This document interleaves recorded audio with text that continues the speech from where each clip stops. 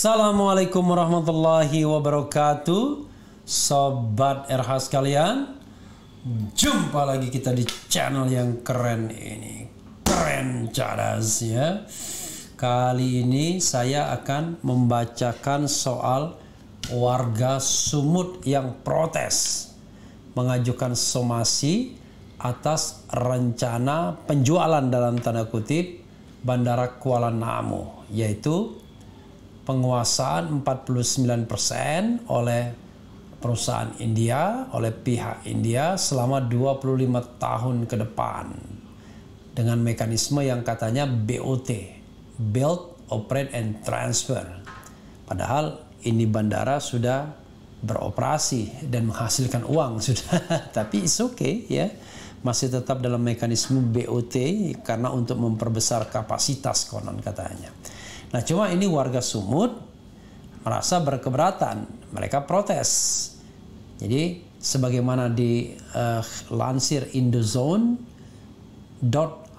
kita bacakan ya. Warga Sumut protes. Warga Sumut resmi somasi penjualan hak kelola Kuala Namu ke India. Ini sangat melukai kami. Oke. Indozone.id. Keputusan Kementerian BUMN melalui PT Angkasa Pura II menjual hak pengelolaan Bandara Kuala Namu ke pihak konsorsium asing resmi disomasi warga Sumatera Utara. Somasi itu dilayangkan warga bernama Firman Labolo melalui kantor hukum Lazaro Law Firm ya. Kita resmi melayangkan somasi terkait kerjasama penjualan saham dan kerjasama joint venture company antara PT Angkasa Pura II, PT Angkasa Pura Aviasi dengan GMR Airport International, kata Rinto Maha Kuasa Hukum maksudnya apa ini? Kata Rinto Maha Kuasa Hukum Mei Firman kepada Indozone Jumat ya, kuasa hukum maksudnya ya. Rinto Maha, memang Rinto Maha namanya. Bernama Firman Lawal. Rinto Maha menyebutkan kalau pihaknya berniat untuk mengklarifikasi penjualan saham 49% terkait pengelolaan Bandara Kuala Namu yang sejatinya milik masyarakat Sumatera Utara. Intinya klien kami sebagai masyarakat Sumut sangat kecewa dengan adanya kebijakan pengelolaan Bandara Kuala Namu yang hendak dipindah tangankan kepada pemilik modal asing sebesar 49% dari jumlah saham yang telah dijual, sebutnya. Penjualan saham tersebut ditujukan untuk meningkatkan kapasitas penumpang bandara sebanyak 17 juta, kapasitas 30 juta penumpang dan 42 juta penumpang tahap 3.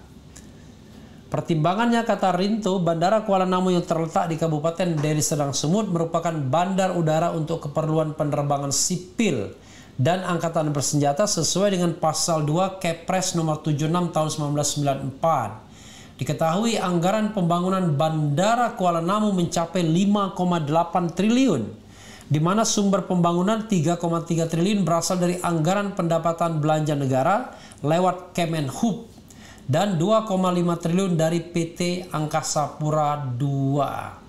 Fasilitas itu untuk masyarakat Sumut. Apa tujuannya dijual sebesar 49% untuk asing, sebutnya. Rinto juga mempertanyakan penjualan pengelolaan Bandara Kuala Namu apakah sudah berdasarkan persetujuan dari pemerintah daerah, DPRD provinsi termasuk DPR RI.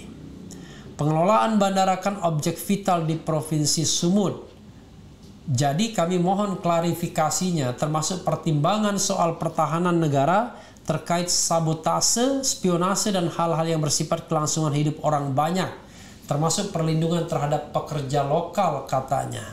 Untuk itu Rinto Maha melalui somasi tersebut meminta kepada Menteri BUMN Erick Thohir membatalkan kontrak kerjasama joint venture company dengan GMR Airport International. Ini sangat melukai hati prinsip berbangsa dan bernegara kami, yaitu privatisasi BUMN.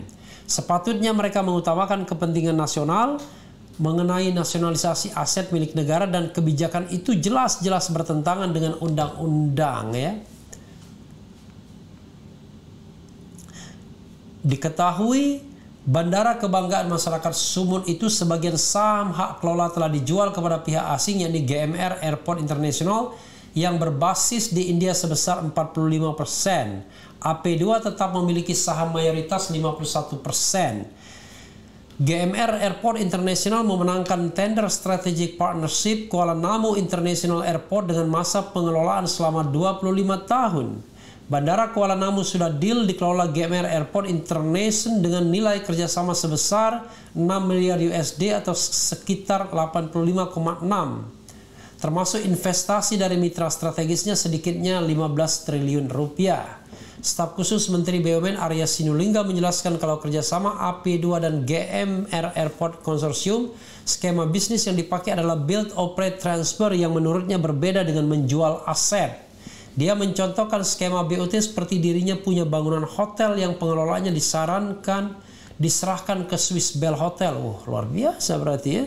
Dia punya punya hotel. Apakah pemiliknya saya atau Swiss Bell?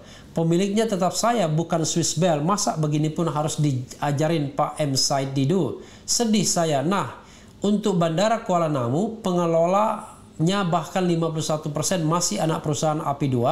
Tidak semua oleh GMR. Kurang apa lagi? Coba kata Arya. Kurang apa lagi? Bedakan perusahaan pengelola dengan perusahaan pemilik. Apakah perusahaan BOT tidak boleh memiliki saham? Tambah Arya.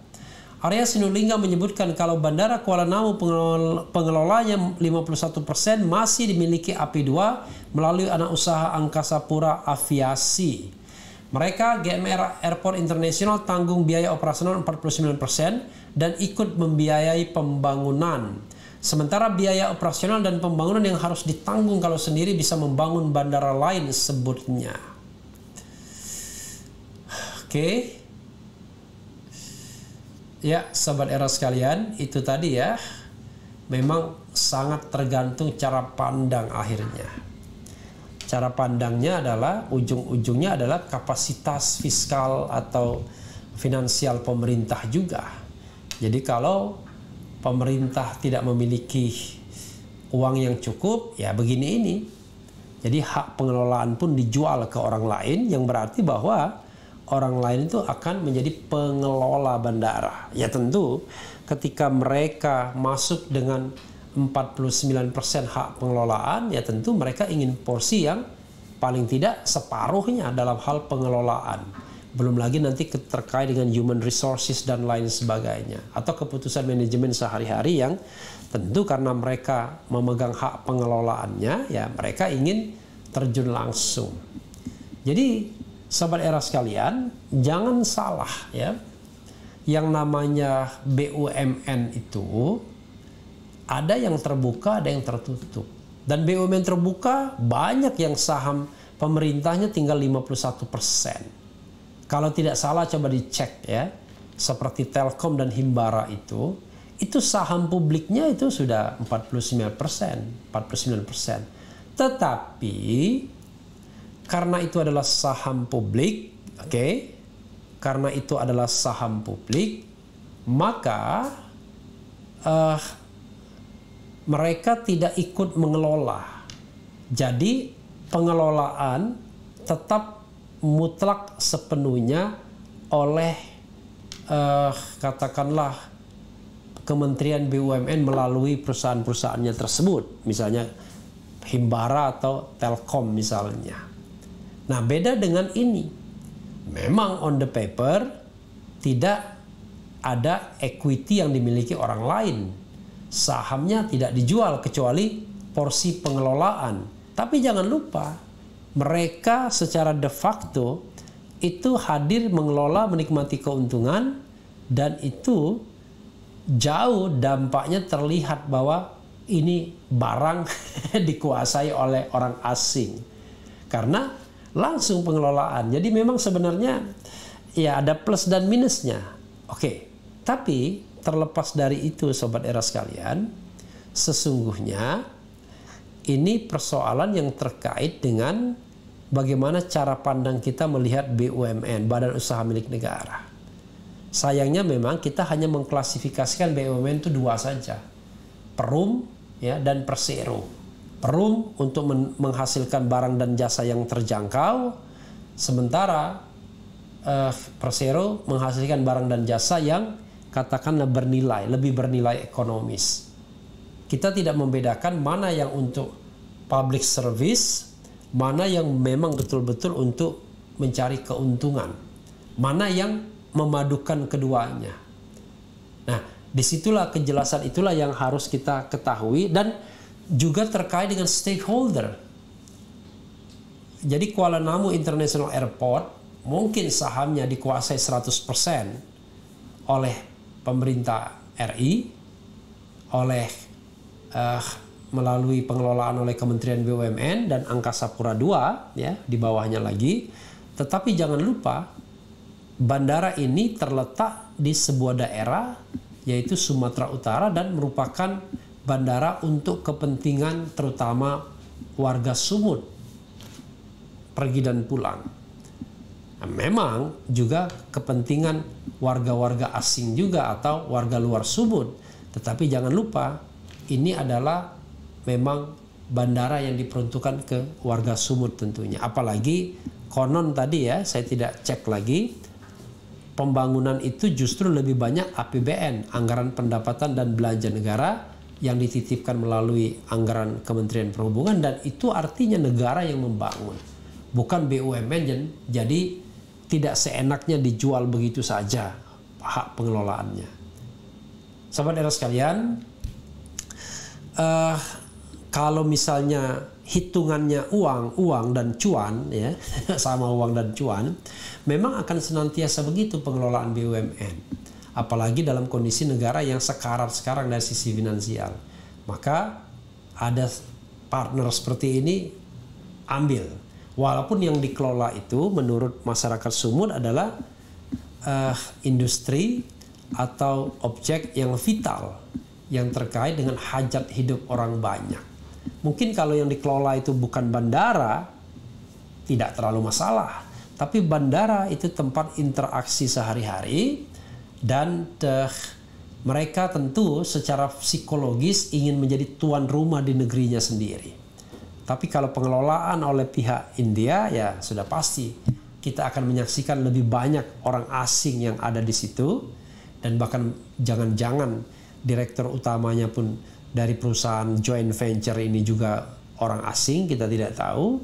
Dan ini tentu akan membuat masyarakat Sumatera Utara merasa terpinggirkan atau teralinasi. Bahkan ketika dikuasai oleh kementerian pun melalui Angkasa Pura, sebenarnya kan ada perasaan kok bukan milik daerah tetapi milik perusahaan, ya, milik BUMN, tapi bukan milik warga Sumut, bukan milik pemerintah Sumatera Utara. Jadi kita bisa memahami itu sebagai sebuah bentuk protes, dan ini harus diperhatikan betul oleh Kementerian BUMN untuk bagaimana kemudian menjalin pola kerjasama dengan pihak-pihak luar. Kalau membutuhkan dana, ya kita tidak tahu apakah skema ini adalah satu-satunya cara. Ya, kenapa masih 51%? Ya sederhana saja. Kalau kemudian hak pengelolaannya lebih dari 49%, ya. Jadi 51% masih dikuasai oleh Angkasa Pura, ya, dalam perusahaan joint venture itu, ya sederhana saja. Kalau sudah 51% atau lebih dari 50%, ya sama saja dengan de facto itu dikuasai asing, de facto, ya.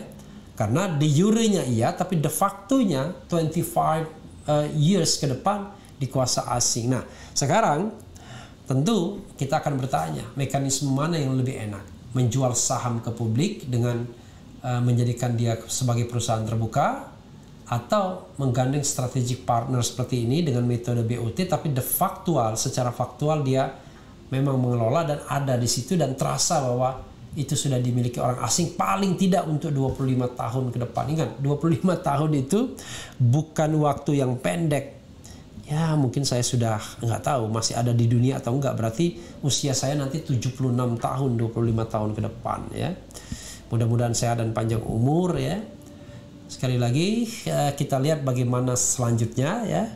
Saya terus terang ya tidak berani dan tidak mau menguliti aspek-aspek teknis lainnya, karena pertama kita tidak tahu dan tidak lihat perjanjiannya seperti apa. Yang kita tahu adalah hanya komentar-komentar dari media saja, mekanismenya BOT, walaupun BOT pun kita pertanyakan lagi, ini barang kan sudah berjalan sesungguhnya.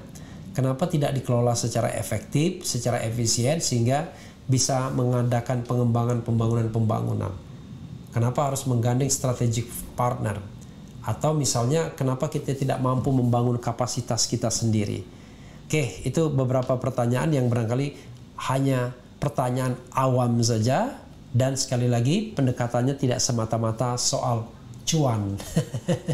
Ya, tidak hanya soal duit yang masuk, tetapi juga soal bagaimana psikologi dan perasaan warga Sumut dan bagaimana paradigma kita mengelola BUMN ke depan itu kayak apa sih? Apakah hanya diperlakukan sebagai unit bisnis, unit industri, tempat getting atau taking money, atau kemudian dia sebagai bagian dari pesan konstitusional untuk mensejahterakan rakyat, untuk menjadi alat bagi pencerdasan rakyat dan sesuai dengan pesan konstitusi tentunya.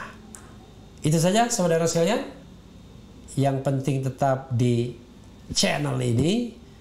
Ciao.